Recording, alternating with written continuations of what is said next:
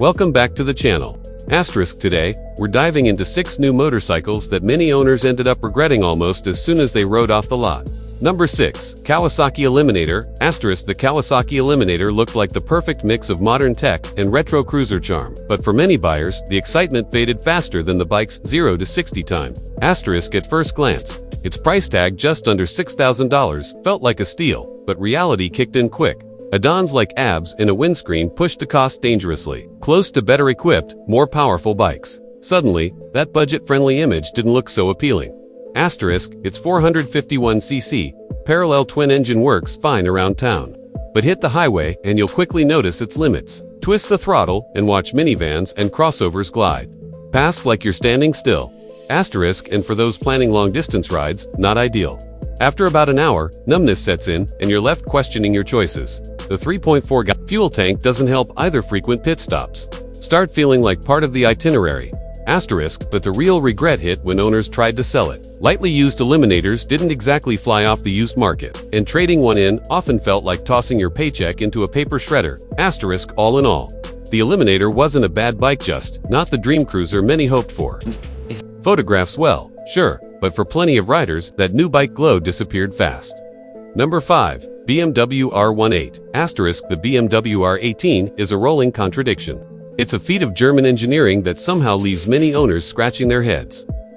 Visually, it's a stunner, a retro-styled cruiser loaded with chrome and oozing vintage vibes paired with modern reliability. But once the showroom shine wore off, buyer's remorse set in.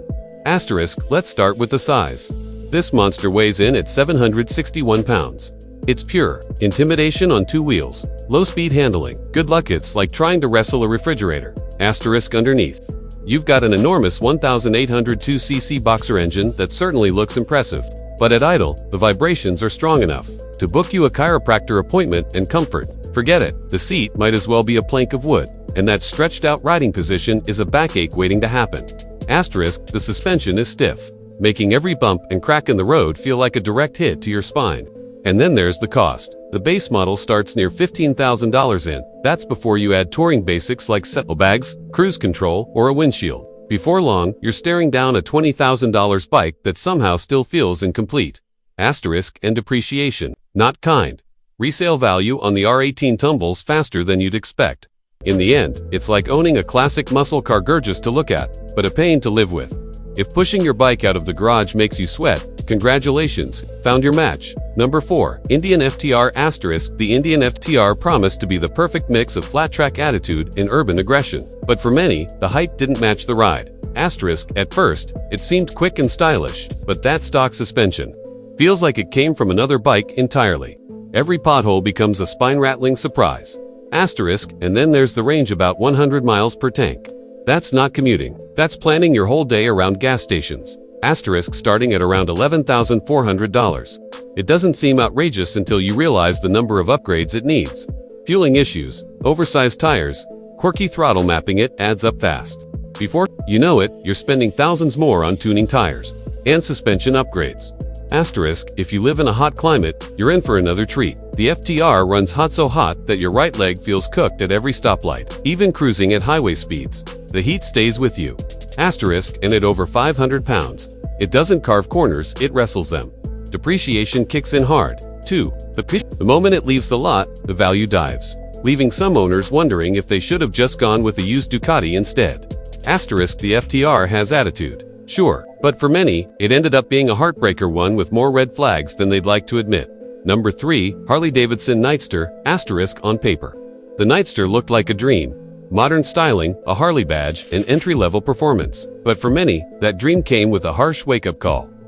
With a price hovering around $12,200. You'd expect some high-end features, right? Think again. No advanced tech, no passenger seat, and barely enough fuel range to keep range anxiety in check. The Revolution Max 975T engine delivers solid power, but it lacks that iconic Harley rumble. It's more refined than raw, which is great for efficiency, but not for character.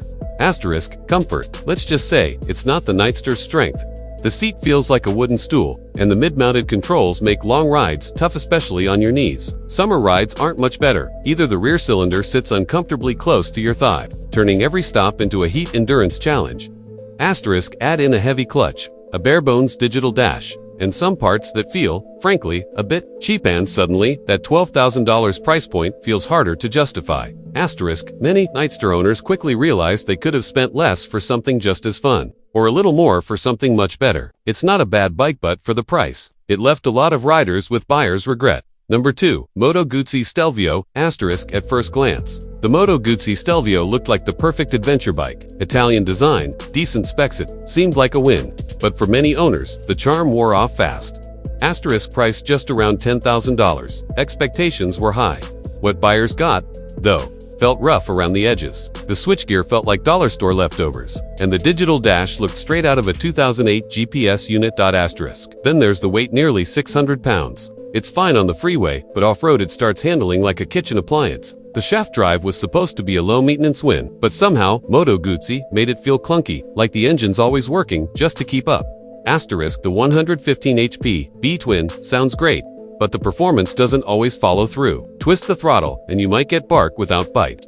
And the electronics. Ride modes and traction control feel like they were coded by someone who's never touched a motorcycle. Asterisk, plenty of Stelvio owners eventually realized that. For the same money, they could have bought a lighter, faster, and more intuitive machine. The Stelvio isn't a disaster, it just proves that good looks can distract from serious flaws. Number 1. Indian Chief Bobber, asterisk, the Indian Chief Bobber is bold, beautiful, and dripping with American style. But for some riders, that dream soured quickly. Asterisk, let's start with the price. Nearly $11,700 before fees, taxes, or upgrades. That's a lot to pay for vintage looks, especially once you realize what you're getting into. Asterisk. This thing is heavy, 685 pounds of it. Parking feels like a wrestling match, and low-speed handling. Good luck. The solo seat may look great, but after an hour, your spine will start begging for a break. Asterisk, forward controls stretch your legs out. Yoga style while you're doing 60 down the highway. Add in a stiff suspension, and every road imperfection turns into a body shot. Asterisk, the Thunderstroke 111 engine sounds great and delivers decent torque, but paired with a 5-speed gearbox and old-school air cooling, traffic becomes a sauna. Your thighs will feel medium well by the time you get home. Asterisk, and support. Indian dealerships aren't as common as Harley's. If something goes wrong, you could be in for a long wait or a long ride to find help. Asterisk, in the end, the Chief Bobber wins big on style, but many owners realized they paid top dollar for form over function. If vintage looks matter most and you're okay with compromises, it's still worth a look, but maybe test ride it twice before committing. Your back will thank you. Asterisk.